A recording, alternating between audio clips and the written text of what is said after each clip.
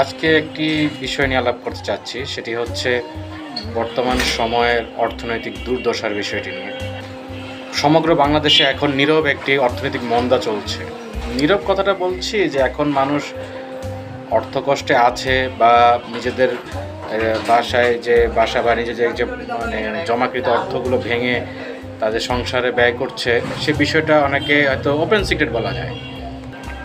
গত 2 বছর যাবৎ এখান থেকে উত্তরণের জন্য বেশিরভাগ মানুষই দেশ ত্যাগের চেষ্টা করেছে, কেউ চলে গেছে। সর্বশেষ আপনার মালয়েশিয়াতে কর্মসংস্থানের দুয়ারও বন্ধ হয়ে গেছে। খবর পেলাম ইউরোপ অলরেডি তারা দুয়ার বন্ধ করার পথে। অনেক বাংলাদেশের পাসপোর্টের ক্ষেত্রে অনেক নীতি নির্ধারণ যোগ করেছে। কানাডা অলরেডি বন্ধ করে দিয়েছে।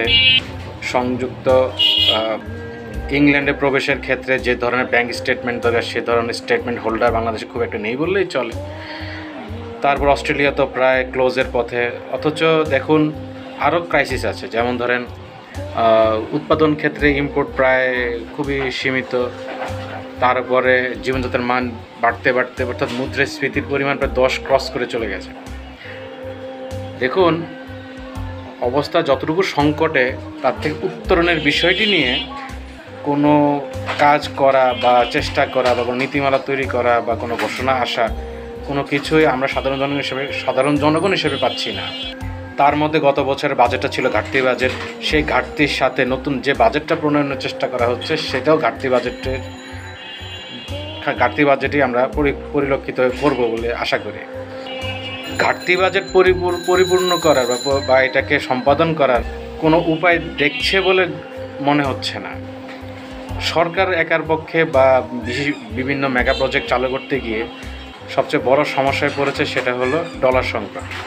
আর ঋণমুখী যেসব প্রজেক্টগুলো সেগুলো তো আপনার এই 2024 পর থেকে 25 সালের মধ্যে এটা পরিশোধের সময় ঘনিয়ে এসেছে।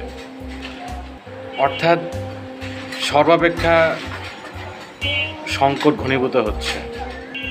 রিজিকের মালিক আল্লাহই চালিয়ে নেবেন।